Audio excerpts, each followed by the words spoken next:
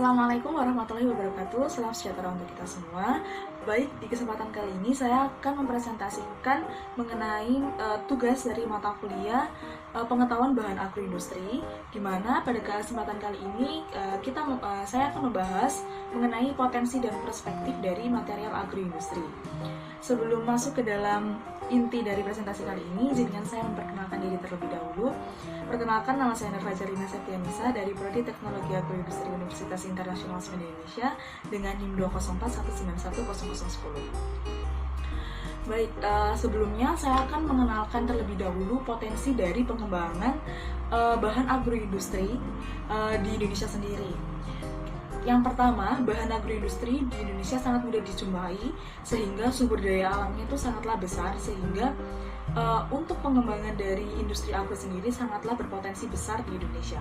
Lalu yang kedua, agroindustri ini bersifat backward linkage dan forward linkage, di mana ketika suatu industri ini dibangun, maka industri di hulu maupun di hilirnya sangatlah berperan, sehingga roda perekonomian akan terus berputar dengan adanya pengembangan agroindustri ini. Lalu yang ketiga adalah penambahan devisa negara, karena di Indonesia sendiri sumber daya alamnya sangatlah banyak yang melebihi dari negara-negara di luar sana, sehingga pasar-pasar internasional memiliki demand yang produknya hanya dimiliki oleh Indonesia, sehingga itu merupakan kesempatan yang baik bagi Indonesia untuk mengembangkan prospek dari bidang agroindustri sendiri.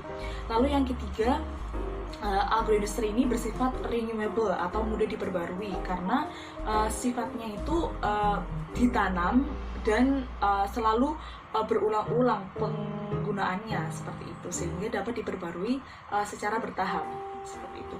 Lalu yang terakhir adalah adanya pola hidup yang berubah oleh masyarakat, di mana perubahan itu dapat membuat industri di bidang agroindustri ini semakin bertambah baik dan semakin besar, sehingga dapat bersaing di pasar-pasar internasional. Lalu perubahan gaya hidup itu seperti apa? Perubahan gaya hidup dari masyarakat Indonesia saat ini itu lebih mengarah ke healthy life, sehingga produk-produk agro sangatlah diminati oleh masyarakat.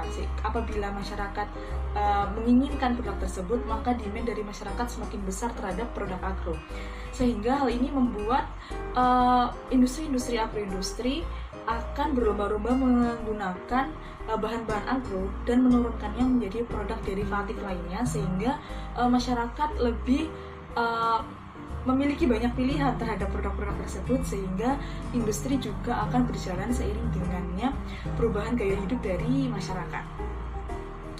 Oke, pada kesempatan kali ini saya akan mengambil material bahan agroindustri berupa jamur. Jamur sendiri merupakan salah satu tumbuhan yang tidak memiliki klorofil sama sekali dan memiliki sel eukariotik, di mana biasanya jamur ini dibudidayakan di tempat yang lembab. Salah satu dosen di Institut Pertanian Bogor berpendapat bahwa Indonesia itu memiliki banyak strain jamur, sehingga komoditas jamur ini patut untuk dibudidayakan lebih lanjut karena iklim di Indonesia yang relatif lebih lembab daripada di luar sana. Lalu kandungan dari jamur sendiri sangatlah banyak sehingga diminati oleh masyarakat Indonesia tentunya. Yang pertama adanya antioksidan, yang kedua ada protein, vitamin B, kalium, serta jamur ini bersifat bebas lemak, rendah kolesterol, dan rendah kalori, sehingga banyak masyarakat yang mengonsumsi produk jamur ini sendiri. Untuk jenis-jenisnya, jamur memiliki banyak jenis yang dibudidayakan. Di sini saya mengambil contoh ada jamur tiram, jamur shiitake, dan jamur merang yang produksinya sangatlah relatif lebih banyak dan demand dari masyarakat juga banyak. Seperti itu. Lalu selanjutnya saya akan menjelaskan mengenai kuantitatif dari material jamur tersebut. Menurut Asosiasi Petani Jamur di Jakarta sendiri, demand dari material jamur ini sebesar 10 ton jamur, dan itu merupakan angka yang sangat besar. Dan menurut Badan Statistik Nasional, pada tahun 2018 Diperkirakan konsumsi Indonesia mengenai material jamur ini sebesar 47.753 ton, yang mana tingkat konsumsinya sebesar 0,18 per kilogram per kapita per tahun. Tapi di sisi lain, supplier hanya dapat mensuplai sekitar 37.020 ton saja, sehingga ada selisih sebesar 10.000 ton untuk komoditas jamur sendiri.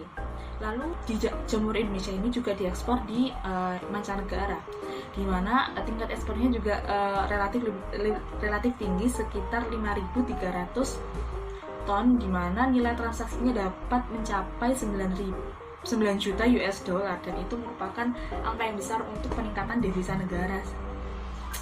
Sehingga potensi dari jamur sendiri sangatlah besar, terutama untuk devisa negara. Lalu untuk pemberdayaan jamur sendiri atau budidaya jamur sendiri biasanya masih terdapat di beberapa lokasi untuk budidaya jamur, yaitu berada di daerah Jawa Barat, Jawa Timur, Jawa Tengah, dan Sulawesi Selatan. Namun saat ini telah dikembangkan jamur-jamur lainnya di daerah-daerah di sepanjang Indonesia, di seluruh Indonesia. Lalu bagaimana dari segi kualitatif jamur sendiri? Seperti yang kita tahu, manfaat jamur sangatlah banyak. Yang pertama, dapat berupa anti radang, antivirus, antibakteri, dan dan memiliki kandungan yang sangatlah kompleks di sini. Terdapat kandungan antioksidan yang dapat menangkal radikal bebas. Lalu ada vitamin B, di mana terdapat B1, B2, dan B5. Lalu yang mana vitamin B ini dapat menjaga atau melindungi kesehatan jantung. Lalu ada kalium, di mana kalium ini dapat berfungsi untuk melindungi kesehatan dari jantung serta saraf yang ada pada tubuh kita. Lalu terdapat kandungan vitamin D yang mana bagus untuk tulang, seperti itu. Jamur juga memiliki kandungan yang sangat rendah untuk kolesterol dan lemak serta rendah kalori, di mana dalam 100 gram jamur terdapat 22 kalori. Lalu kandungan lemaknya sekitar 0,3 gram jumlah lemak, dengan kolesterolnya sebesar 0%. Hal ini sangatlah baik untuk kesehatan tubuh kita sendiri. Lalu seiring dengan manfaatnya yang begitu besar, maka demand dari masyarakat juga sangatlah besar sekali terhadap jamur tersebut. Seperti kita ambil contoh seperti permintaan jamur di daerah Karawang, di mana terdapat pasar lokal di sana yang demand dari jamur sendiri mencapai 100 kg per harinya. Namun para supplier hanya dapat mensuplai sekitar 30-50% dari demand tersebut, sehingga terdapat